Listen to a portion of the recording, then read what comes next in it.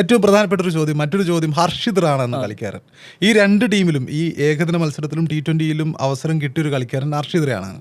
ഹർഷിത് റാണ എന്താണ് ഹർഷിത് റാണയുടെ സെലക്ഷൻ എങ്ങനെയാണെന്ന് എനിക്കിപ്പോഴും മനസ്സിലാവുന്നില്ല.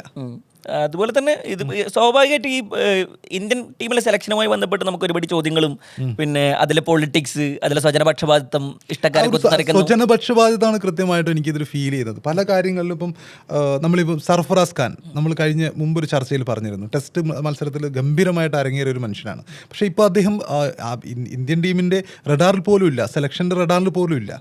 അതുമാത്രമല്ല ഈ ഹർഷിത് റാണയ്ക്ക് കൂടുതൽ പരിഗണന ലഭിക്കുന്നു.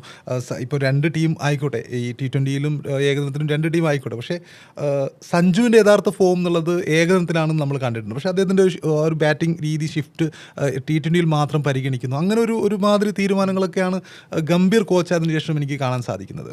ഇതിലെന്തായാലും ഈ രോഹിത് ശർമ്മയുടെയും പിന്നെ വിരാട് കോഹ്ലിയുടെയും തിരിച്ചുവരവ് നമുക്ക് പ്രതീക്ഷ നൽകുന്നു. ക്യാപ്റ്റൻസി പോയാലും രോഹിത് ശർമ്മയും പിന്നെ വിരാട് കോഹ്ലിക്കും പിന്നെ അവരുടെ ഫോം തെളിയിച്ച് കാണിച്ചു കഴിഞ്ഞാൽ, ഇപ്പോൾ ബ്രോങ്കോ ടെസ്റ്റ് ഒക്കെ പാസ്സായത് ഈ അടുത്താണ്.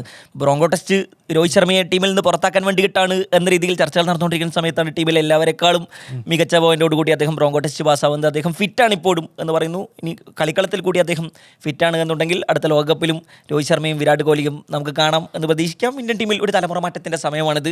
ശുഭ്മാൻ ഗിൽ ക്യാപ്റ്റൻസിയിലേക്ക് വരുന്നു. അനധിവിദൂര ഭാവിയിൽ തന്നെ അദ്ദേഹം തന്നെ ഇനി T20യുടെയും ക്യാപ്റ്റൻസിയിലേക്ക് വരും എന്ന് പ്രതീക്ഷിക്കാം.